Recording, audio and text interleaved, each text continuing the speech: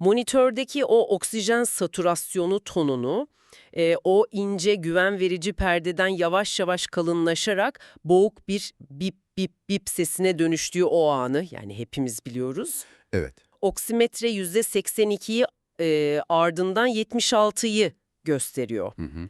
Aspiratör ucu sekresyonlar ve kanla dolmuş durumda. İşte hastanın kas gevşetici etkisi zirvede ve hasta tamamen apneik. Yani tıpta genelde radyolojik bir görüntülemenin o mühendislik kesinliğine çok alışkınızdır. Kesinlikle röntgeni çekersin ve görürsün. Aynen öyle. Röntgeni çekersiniz, kemikteki o zikzaklı kırık hattını görürsünüz ve mesele çözülür. Ancak üst hava yolu yönetimi söz konusu olduğunda saniyeler içinde o belirgin anatomik sınırlar, ödem, kan veya yapısal anomaliler yüzünden tamamen silinir. Bu sınırların silinmesi sadece anatomik bir kayıp değil aslında. Ya, Yani aynı zamanda o klinisyenin bilişsel kapasitesinin de daraldığı an anlamına geliyor. hı. Monitör alarm verirken o radyolojik kesinliğin yerine 3 boyutlu ve sürekli değişen fizyolojik bir kaos alıyor resmen. Doğru, çok doğru. Anesteziyoloji, acil tıp veya yoğun bakımdaki o tıbbi legal malpraksis vakalarının geriye dönük analizlerine falan baktığımızda hani en büyük katastrofik sonuçların yani o şiddetli morbidite ve hipoksik beyin hasarının doğrudan bu kaos anındaki yönetim hatalarından kaynaklandığını görüyoruz. Kesinlikle. Ve işte bugünkü klinik dosyamızda incelediğimiz havayolu yönetimi kaynakları, hani o 145. bölüm, bu kaosu yönetebilmek için tasarlanmış algoritmaları ve anatomik gerçekleri önümüze seriyor. Hı hı. Hedefimiz de tam olarak bu. Bölüm 145'teki verileri alıp doktorlar için, klinisyenler için gerçekten o kriz anı algoritmalarına dönüştürmek. Aynen. Pratik ve hayati özetler çıkarmak. Aynen öyle. Ve o direnç sadece krikoid halkada değil, en tepede epiglotta başlıyor. Hı hı. Yani yetişkin bir epiglot genellikle daha ince, sert ve nispeten düz bir yapıya sahiptir. Evet. Bu yapısal özellik sayesinde hani o kavisli bir Macintosh laringoskop bıçağını vallekulaya yerleştirip hioepiglotik bağlara uyguladığınız o mekanik germe kuvvetiyle epiglotu glotik açıklıktan uzaklaştırabiliyorsunuz. Çok mekanik, çok net bir işlem yani yetişkinlerde. Aynen, oldukça net. Ama pediatrik bir epiglota gelirsek durum çok farklı. Hı hı. Pediatrik epiglot daha uzun, omega şeklinde ve oldukça esnek, adeta sarkık bir yapıdadır. Evet, sarkık diyoruz hep. İşte o Macintosh ile Vallecula'dan o germe kuvvetini uyguladığınızda o sarkık yapı yukarı kalkmak yerine hani görüş alanınızın tam ortasında katlanarak glotik açıklığı kapatmaya devam eder. Katlanıyor, evet. Bu yüzden o sarkık yapıyı doğrudan fiziksel olarak manipüle etmek zorundayız. Hı hı. Yani düz bir bıçak, işte Miller veya genel tabirle o straight plate kullanarak doğrudan epiglotun altından girmemiz ve onu mekanik olarak yukarı kaldırmamız gerekiyor. Kesinlikle altına girip kaldırmak şart. Tabii geometrik farklılıklar bununla da bitmiyor. Yani yetişkin laringsi C4, C6 servikal vertebralar hizasında görece daha aşağıdayken pediatrik larynx C2, C3 seviyesinde çok daha sefalik ve anterior bir konumda. Hı hı, çok daha yukarıda. Doğrudan görüş hattını yani o line of sight dediğimiz şeyi sağlamak, ağız, farenks ve larynx eksenlerini aynı hizaya getirmeyi gerektirirken bu anterior pozisyon klasik o sniffing pozisyonunun dinamiklerini tamamen değiştiriyor. Kesinlikle. Ve hani işin içine Pierre Robin sekansı veya Treacher-Collins gibi sendromlar girdiğinde, evet. Mikrognati yani o az gelişmiş alt çene dil kökünü doğrudan posterior farengeal duvara itiyor. Hı hı. Ve bu da o üç eksenin hizalanmasını fiziksel olarak resmen imkansız hale getiriyor. Yani peki tüm bunlar ne anlama geliyor? Hani bu imkansızlıkları önceden görebilmek adına rutin pratiğimizde havayolu değerlendirme testlerini kullanıyoruz. Evet, hepimizin yaptığı testler. Mallampati skorlaması var mesela. Veya son yıllarda o prediktif değeriyle öne çıkan üst dudak ısırma testi, upper lip bite test diyoruz ya. Hı hı. Hastanın alt dişleriyle üst dudağının o vermilyon hattını geçememesi, yani sınıf 3 bulgusu vermesi durumunda zor hava yolu insidansının %60'lara kadar çıktığını biliyoruz. Doğru, çok yüksek bir oran. Ama klinisyenler olarak biz bu testleri hani preoperatif veya periprosedürel dönemde hızlıca not edip geçme eğilimindeyiz. Teoretin hızı maalesef bunu gerektiriyor bazen. Açıkçası zor hava yolu riskini sadece bir Mallampati skoruna veya dudak ısırma testine bağlamak, hani bana biraz bir arabanın motorunun ne kadar sağlıklı olduğunu sadece dış boyasının parlaklığına bakarak değerlendirmeye benziyor gibi geliyor. Kesinlikle çok yüzeysel bir gösterge. Yüzeysel, aynen. O boyanın altında temporomandibüler eklemin kısıtlılığı, servikal omurganın ekstansiyon kapasitesi veya hastanın o geçirdiği boyun radyoterapisine bağlı fibrotik doku değişiklikleri yatıyor olabilir. Tabii, fibrozis çok şeyi değiştirir.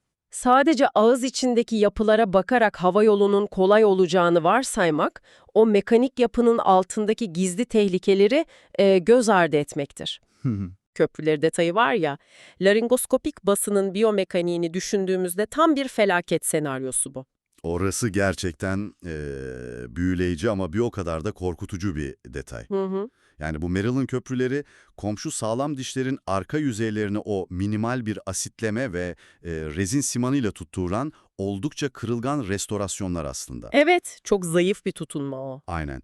Klinisyen laringoskopun o metal bıçağıyla valekulaya doğru yukarı ve ileri yönlü o kuvveti uyguladığında Hı hı. bıçağın proksimal kısmı farkında olmadan bu köprülere müthiş bir kaldıraç etkisi yani leveraj uygulayabilir Vay canına, evet. ve saniyeler içinde o zayıf adezyon kopar, köprü serbest kalarak doğrudan hava yoluna düşer. O anı düşünebiliyorum. Hani planlanmış, sakin bir rutin entübasyon girişimi, aniden orofarenkste kanama, laringospazm ve trakeaya doğru ilerleyen bir yabancı cisim aspirasyonu krizine dönüşür. Ve klinik istatistiklerde gösteriyor ki katastrofik sonuçlanan o zor hava yollarının çok büyük bir kısmı zaten öngörülemeyen vakalar, yani unanticipated dediğimiz durumlar. Kesinlikle. Asıl tehlike orada. Mallampati 1, boyun hareketleri tam, hiçbir yapısal anomali görünmüyor. Ancak laringoskopu yerleştirdiğinizde Cormack-Lehane Grade 4 bir görüntüyle baş başa kalıyorsunuz. Sadece damak. Aynen, sadece yumuşak damak var, kordların izi bile yok. Bütün bu anatomik değerlendirmeler aslında bize ne zaman zorlanacağımızı kesin olarak söylemekten ziyade her an zorlanabileceğimiz ihtimalini zinde tutmak için var. Evet. Değerlendirme testleri kusursuz değildir. Asıl sanatkarlık o kusurlu haritayla yola çıkıp yedek planı, yani backup planı her an devreye sokabilmektir. Kesinlikle öyle. Ve burada o yedek planların çalışması için ihtiyacımız olan en kritik fizyolojik tampon ise oksijen rezervidir. Ah evet, preoksijenasyon. Entübasyon öncesi hazırlık aşamasında yapılan o denitrojenasyon, yani preoksijenasyon süreci, hani sadece hastaya birkaç dakika oksijen solutmak değildir aslında. Hı hı. Amaç, akciğerlerdeki o fonksiyonel rezidüel kapasitenin, FRC'nin içindeki o yüksek orandaki azotu tamamen yıkayıp, washout yapıp, yerini %100 oksijenle doldurmaktır. Washout, evet, çok kritik bir an bu. Çünkü hastaya o indüksiyon ajanlarını ve nöromüsküler blokeri verdiğiniz an solunum pat diye durur. Hı hı. Oksijen tüketimi ise vücutta devam eder. İşte o esnada satürasyonun düşmesini engelleyen tek şey o FRC deposudur. Evet. Sağlıklı bir hastada bu depo size 6 ile 8 dakika kadar bir apne toleransı sağlayabilir. 6-8 dakika fena bir süre değil aslında. Ama acil serviste masif bir pnömonisi olan, işte septik şok tablosunda doku oksijen tüketimi tavan yapmış bir hastayı düşünün. Tabii orada işler değişiyor. Ya da morbid obezitesi nedeniyle o diyaframı yukarı itilmiş ve FRC'si neredeyse kapanma kapasitesine kadar gerilemiş bir hastada. O 8 dakikalık güvenli bölge hani saniyeler içinde eriyip bitiyor resmen. Kesinlikle. Obezite çok ciddi bir handikap. Obez bir hastayı tamamen supin, yani düz yatırdığınızda, batın içi basıncın akciğer tabanlarına yaptığı bası FRC'yi sıfırlıyor. Apne sonrası o satürasyonun %90'ın altına düşmesi sadece 30-40 saniye alıyor. Sadece 30 saniye, çok korkutucu. Gerçekten öyle. Hastayı o yüzden rampe pozisyona, yani tragus ile sternal çentiğin aynı yatay hizaya geleceği şekilde o rampe pozisyonu almak gerekiyor. Evet. Bu sadece hava yolu eksenlerini düzeltmekle kalmıyor, Aynı zamanda o mekanik basıyı ortadan kaldırarak FRC'yi yer çekimine karşı maksimize ediyor. Çok doğru. Tabii deliriumda olan, solunum açlığı çeken bir hastada maskeyle o FRC'yi doldurmak kendi başına devasa bir mücadele. Evet, ajite hasta her şeyi zorlaştırır. Ve bu süreyi verimli kullanamadığımızda cihaz teknolojisinin hızı devreye girmek Tenozum'un zorunda. devreye girdiği o noktada da video yardımlı indirekt laringoskopi yani VAL çok büyük bir sıçrama yarattı aslında. Hı hı. Yani direkt laringoskopinin o fiziksel sınırlarını aşan muazzam bir yenilik sundu. Biliyorsunuz 1903'te Chevalier Jackson'ın icat ettiği o direkt sistem var ya. Evet, hala kullanıyoruz. Evet, kordları görebilmek için hani ağız boşluğundan glottis'e kadar kusursuz, dümdüz bir çizgi yaratmanızı gerektirir. Hı hı. Eğer hastanın boyun fibrozisi varsa veya servikal travma şüphesiyle boynu ekstansiyona getiremiyorsanız, Ya, o düz çizgiyi asla elde edemezsiniz. VAL ise ucundaki o küçük kamera ve ekran vasıtasıyla size köşeyi dönerek bakma imkanı sağlar. köşeyi dönmek, evet. Fiziksel eksen hizalamasına olan o ihtiyacı büyük ölçüde ortadan kaldırarak zor anatomilerde o kritik glotik açıklığı görmenizi bir nevi garanti eder. Kameranın o köşeyi dönme yeteneği inanılmaz bir avantaj. Fakat VAL'in bu üstünlüğüne rağmen anestezi ve acil tıp eğitim programlarında hala Chevalier Jackson'ın o 120 yıllık yöntemi öğretiliyor. Hı hı. Yani o metal Macintosh veya Miller bıçaklarıyla yapılan geleneksel direkt laringoskopi işin temeli olarak ilk sırada öğretiliyor. Neden tamamen ekranlara geçmiyoruz? Yani bunun yanıtı aslında kameranın o fiziksel zafiyetinde gizli bence. Evet. Videolaringoskopun ucundaki o yüksek çözünürlüklü mercek sadece birkaç milimetre çapında. Çok küçük. Hı hı. Düşünsenize masif bir hematemez vakasında, üst gastrointestinal kanaması olan bir hastada O en kötüsü. ya da fulminant pulmoner ödem nedeniyle o hava yolundan pembe köpüklü sekresyonların fışkırdığı bir krizde, Hı hı. o milimetrelik mercek saniyenin 1/10 gibi bir sürede pat diye tamamen kapanır. Evet, işte o zaman ekran bir anda böyle kırmızı veya bulanık pembe bir duvara dönüşüyor, değil mi? Aynen öyle. Yani aspiratörle o merceği temizlemeye çalışmak falan, sekresyonların üretim hızı karşısında çoğu zaman tamamen nafile bir çabadır. Hı hı. Teknoloji, fizyolojik sıvıların istilası altında çöktüğünde, kameraya bağımlı olan klinisyen tamamen kör olur. Tamamen kör, evet. Geleneksel direkt laringoskopi ise bir ekranın görsel piksellerine değil, dokularını fiziksel olarak yer değiştirmesine ve kas hafızasına dayanır. Doku hissi çok önemli orada. Kesinlikle ışık kaynağını sıvılarla kaplansa bile hani bıçağın valekulaya oturduğunu o taktil hisle anlar ve doğrudan anatominin içinden bir şekilde yolunuzu bulursunuz. Hı hı. VAL müthiş bir araçtır. Gerçekten öyle. Ancak o analog becerilerimiz bizim asıl son sigortamızdır. Peki, ya o analog sigorta da atarsa ne olacak? Hı hı. Yani direkt laringoskopi denendi, görüntü grade 4, VAL denendi, az önce dediğimiz gibi mercek kana bulandı, hiçbir şey görünmüyor, monitörden o kalınlaşan bip sesleri hızla geliyor, saturasyon %60'larda ve bradikardi başlıyor. İşte kabus senaryosu. Gerçek bir kabus. İşte kriz yönetiminin algoritmaların tam olarak devreye girmesi gereken an, o an. Kesinlikle. Kaynaklarımız supraglotik havayolu cihazlarının, özellikle laringel maskenin yani LMA'nın bu noktada nasıl bir paradigma değişimi yarattığını detaylandırıyor. Evet. Vokal kortları geçme takıntısını artık bir kenara bırakıp cihazı orofaringsin arkasına oturtarak ve kafı şişirerek o supraglotik mührü sağlamak gerekiyor.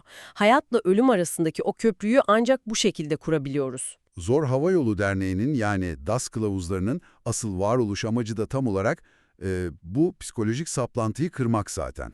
Hı hı. Kılavuzun temel kuralı çok net aslında. Her cihaz veya yöntem için maksimum 3 deneme hakkınız var. 3 hak, evet. İntübasyon tüpünü geçirmek için o 3. denemeyi de yaptınız ve başarısız olduysanız durmalısınız. Durmak, bırakmak gerekiyor o lengoskopu. Kesinlikle.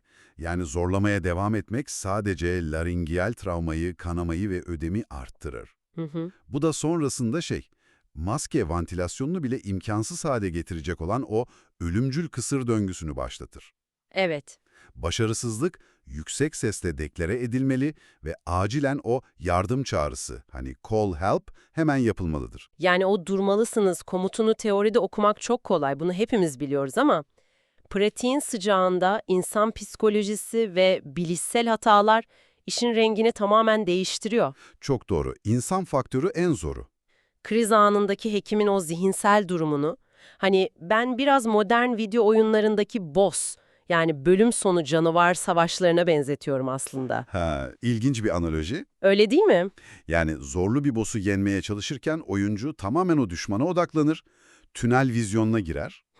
Tünel vizyonu, evet, ve ekranın köşesindeki kendi can barının hızla tükendiğini hiç fark etmez bile. Aynen öyle. Hekim de işte laringoskopu tutarken gözünü sadece o vokal kortların arasından tüpü geçirmeye diker, der ki bir saniye biraz daha asılırsam kortları göreceğim. Hı hı. İşte 7,5'luk tüp geçmedi ama 6'lık bir tüp verin onu deneyeceğim diyerek inat eder.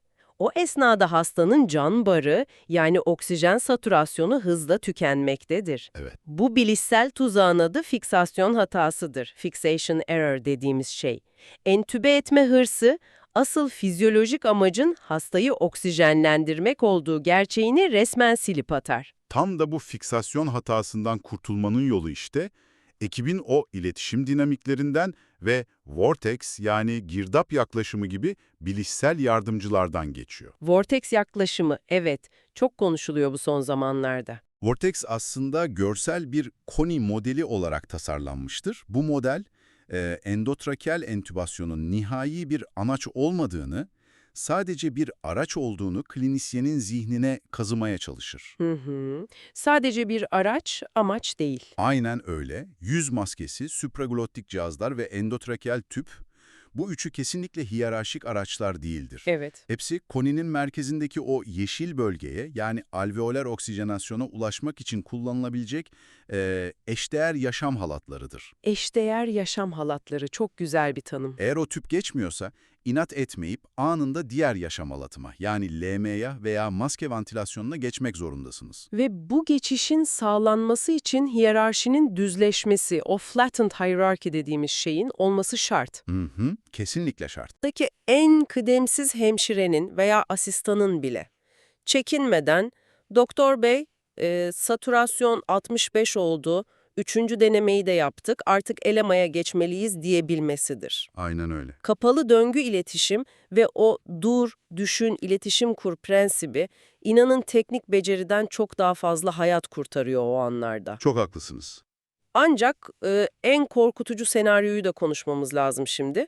Vortex'in etrafındaki tüm o yaşam alatları koptu diyelim. İşte o en büyük kabus. Maskeyle ventilasyon yapılamıyor, elema oturmuyor, hava kaçağı var, endotrakeal tüp de geçmiyor, satürasyon 40'larda, can't intubate, can't oxygenate, yani CICO, entübe edilemiyor ve oksijenlendirilemiyor durumu.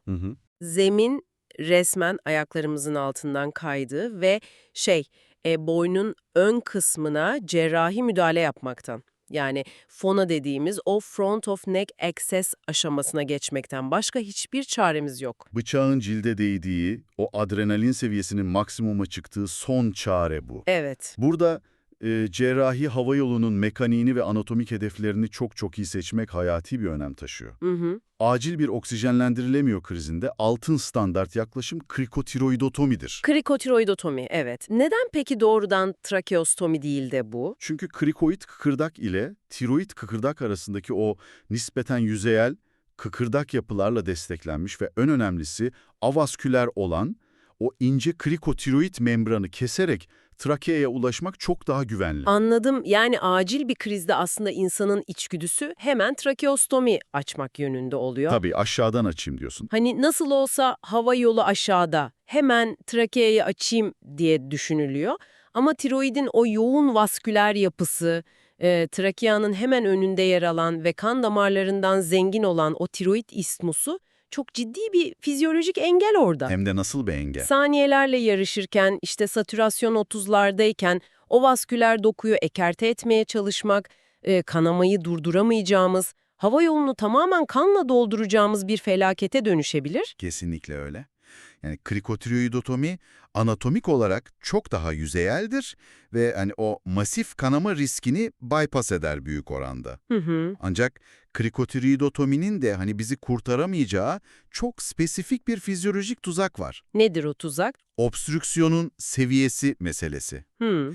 Eğer hava yolunu tıkayan sorun hani krikoid halkanın altındaysa, örneğin subglottik bir tümör düşünün, şiddetli bir trakeal stenoz veya o bölgeye oturmuş büyük bir yabancı cisimse, Evet. O zaman krikotiroid membrandan girmek işe yaramaz. aynen öyle. Krikotiroid membranından açtığınız delik o tıkanıklığın üstünde yani proksimalinde kalacaktır. Hı. Akciğerlere giden o yolu açmış olmazsanız o krikotiroidotomi tüpünden verdiğiniz oksijen var ya doğrudan o tümör bariyerine çarpıp geri dönecektir. Korkunç bir durum. İşte böyle spesifik bir subglottik obstrüksiyon durumunda tüm o kanama ve zorluk risklerine rağmen hani obstrüksiyonun distalinden bir acil açık trakeostomi açmak maalesef tek seçeneğinizdir. Gerçekten zorlu bir karar anı. Trakeostomi yöntemlerinden bahsederken kaynaklarımız elektif şartlarda özellikle yoğun bakımlarda uzamış entübasyon vakalarında uygulanan o perkütan dilatasyonel trakeostomi ile klasik açık trakeostomi arasındaki endikasyon farklarına da bayağı değiniyor. Çok önemli bir fark o da. Derece pratik ve standart hale geldi. Evet, çok sık yapıyoruz. Ancak mekanizmasını anladığımızda neden her hastaya uygulanamayacağı da aslında çok net ortaya çıkıyor. Kesinlikle. Çünkü perkütan yöntem özünde körlemesine yapılan bir dilatasyon. Yani dokuları yırtarak genişletme işlemidir. Körlemesine, aynen. Düşünsenize, servikal omurga instabilitesi olan bir travma hastasında hani trakeayı yüzeye yaklaştırmak için gereken o boyun ekstansiyonunu yapamazsınız. Yaparsanız omuriliği zedelersiniz direkt. Çok riskli. Ya da morbid obezitesi olan o kısa ve kalın boyunlu bir hastada anatomik nirengi noktaları kaybolduğu için o kör dilatasyon iğnesi hani trakea yerine özofaguza veya büyük damarlara falan saplanabilir. Korkunç bir komplikasyon. Kesinlikle. Ya da şiddetli koagülopatisi olan bir hastayı ele alın mesela. Açık cerrahideki gibi koter kullanarak o damarları tek tek yakma şansınız olmadığı için dilatörün yırttığı dokulardan sızan kanamayı asla kontrol edemezsiniz ve o kan pat diye doğrudan akciğerlere dolar. Evet. Bu fizyolojik engellerin olduğu durumlarda anatomiyi gözle görerek, işte diseksiyon yaparak ve kanamayı koterle durdurarak ilerlenen o kontrollü açık trakeostomi tamamen zorunludur. Bütün bu konuştuğumuz anatomik detaylar, hani kullandığımız cihazların o fiziksel limitleri, algoritmaların bizi korumaya çalıştığı o bilişsel tuzaklar, aslında bu dosya bize havayolu yönetiminin hani sadece bireysel bir el becerisi veya kahramanlık hikayesi falan olmadığını gösteriyor. Kesinlikle değil. Bu devasa bir sistem mimarisi. Yani servisteki o zor havayolu arabasının, o trolleyin içeriklerinin her sabah düzenli kontrol edilmesi, Evet. işlem öncesi tüm ekibin katıldığı o kısa huddle dediğimiz bilgi paylaşım toplantıları. Hepsi birbirine bağlı. Aynen. Tek bir hekimin başarısı o sistemin dişlilerinin kusursuz işlemesine bağlı tamamen. İşin özeti tam olarak bu aslında. Yani en yetenekli anestezistin veya o acil tıp uzmanının elleri bile hani yetersiz hazırlık, eksik ekipman ve zayıf takım iletişimi karşısında tamamen çaresiz kalacaktır. Başarı dediğimiz şey kriz anında bir mucize yaratmakta değil, krizi ortaya çıkmadan önce o sistemin filtrelerinde durdurabilmektir bence. Kesinlikle sistemi kurmak, işte anatomiyi ve fizyolojiyi anlamak, insan faktörünü yönetmek, bugünkü incelememizin bize sunduğu o pratik, hayat kurtarıcı çerçeve buydu. Ama kapatırken bu verilerin üzerine inşa edebileceğimiz ve geleceğin tıbbı adına kafa yormamız gereken provokatif bir nokta var bence. Nedir o?